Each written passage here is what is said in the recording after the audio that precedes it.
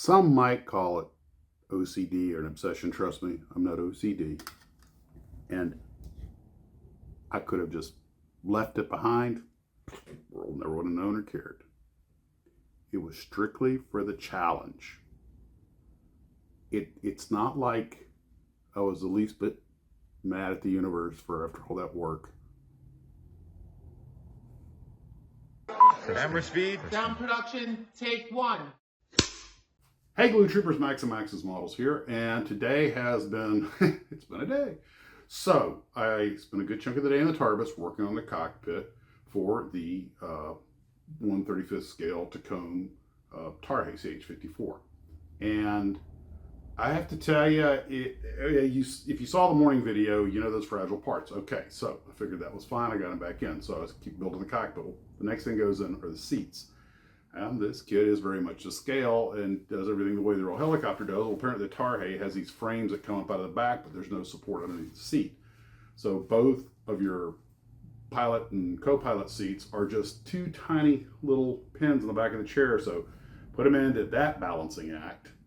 And one of the chairs, of course, got one to lean over. So put a little teeny tiny clip in there underneath it just sort of sit on.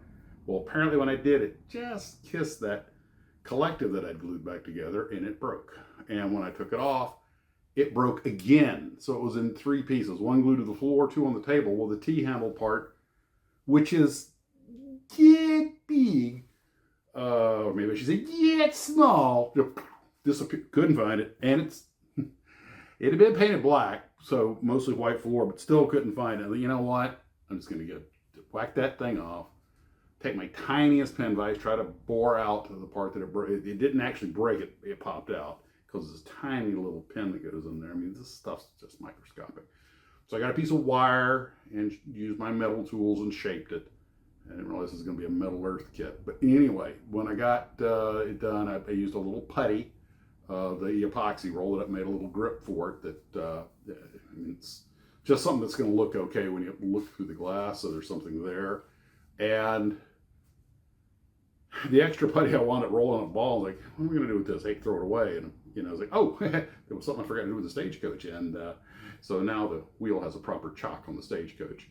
Also, finished the Winchester rifle that goes with that. And so that's up on the shelf. Back to the Tarhe. So I let everything harden for a while. I mean, so there was no question about how ready it was. So now I had something slightly, even though just a small, slightly more robust to deal with. And I painted it before I got it in there, and no big deal. When it came time, to do it, one of the pins on the chair, the pilot's chair, had come loose. So I had to glue that in place, get that a chance to mate, and to bond. And then I tried to put the collective, the pilot's collective in, but it was just this microscopic butt joint. There was just nothing there to mate to. I mean, it was just so tiny, it just couldn't hold. And so I wound up putting a dab of epoxy on it, or Gorilla Glue, I'm sorry, the thick stuff. And it took about 20 tries before I got the thing to rest more or less in position, because there's no way to get in there to brace it, at least not properly. And like I say, I'm not going to be able to see this thing that well. I just want something so there's not a void space there for the eagle eye that might someday look at it. Most likely this thing will go on my shelf and no one will ever see it. I would say realistically, I think I just did this to see if I could. That's all. It was just an exercise of, can I do this? It ain't beautiful, but it has a collective on both sides now. And I've got it on its back and just letting gravity. It seems to be holding position now. So the handle does overlap the console just a little bit, so it'll rest there and harden. But I mean, you need a magnifying glass to see that, and that was if the doors are going to be open, which they're not. I'm going to say, yeah, I did it, but I spent a stupid amount of time making that little repair. So it was strictly done just for my own edification. The co-pilot's collective is actually more important because it's on the left side up against the window, if you remember the pictures from this morning.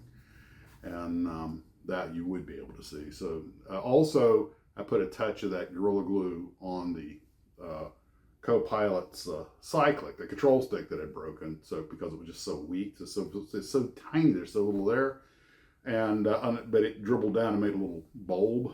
And I'm like, you know what? I'm just gonna leave it up, put a little gray paint on it. So I'm like, you know what the heck, it's good enough. This is a model of, as Scale Model Prince says, it's just styrene. So I'm not getting too knocked out of shape about that. The real, and I don't want to use the word aggravation, but I guess it kind of applies. Well, it had nothing to do with this helicopter. I have my Osmo. So I had three little things that could hold my cell phone, because this stuff, it's just easier to do on the cell phone. The audio and picture are just as good as my video camera, is a lot less setup. Technology, man. So anyway, I have this Osmo that you can track, can pivot and tilt and stuff, and give nice smooth images, which is what I'm using right now. I also have just a little A-frame that I can just put it on if I just want to look up at me and not move. Sometimes I do that to take photos. But the other thing I have was this little $8 or $9 little cell phone holder that just uses an elastic and 3 little legs. And it actually is so nimble and convenient and so small. It's a lot smaller than the Osmo. It's actually really handy because you can twist it where you want it, tighten it down. And I might have taken it to my office, but I actually cleaned up the TARDIS looking for it. I wound up looking for it, which turned it, you know how when looking for something gets you to start one of those cleanup and reorganization projects as you're moving any other way looking for it, and well, it's all here, I'll tidy this up. So now everything's kind of organized. It's about as clean as it's been in a while. So there's that. And I don't, but I never did find it. And I did tear this place apart. Went through all the shelves and everything. And it could be in here somewhere and just eluding my look. It's not that small, but at the same time, I got so much stuff stacked on top of so much stuff. I did check my office out. I didn't find it there. I could have taken it in there. I might have put it someplace, and I don't remember where, but I don't remember taking it in there, but it's pretty portable. I might have. Anyway, I still haven't found it, and it's not important. I've got 2 other ways to hold the camera. It's more of just where did it go? It's mine, and I want it back. Okay, universe, what did you do with it?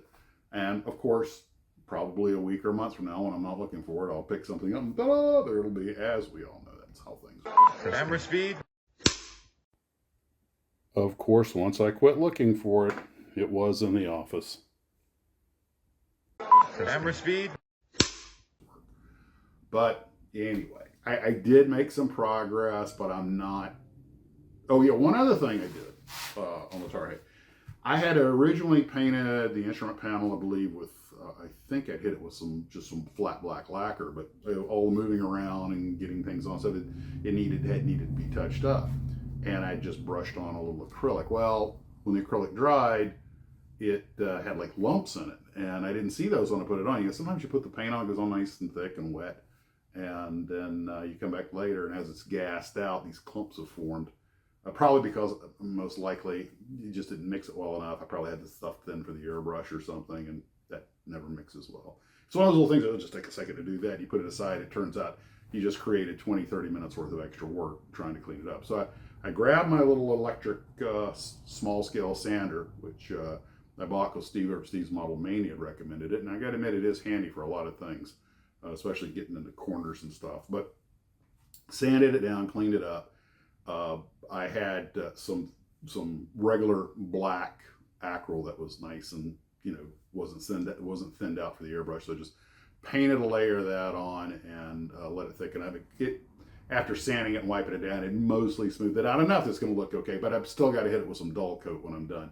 Once this entire cockpit is done, I'll hit it with some dull coat. So again, another thing I had took up 20-30 minutes trying to fix something I'd done earlier. But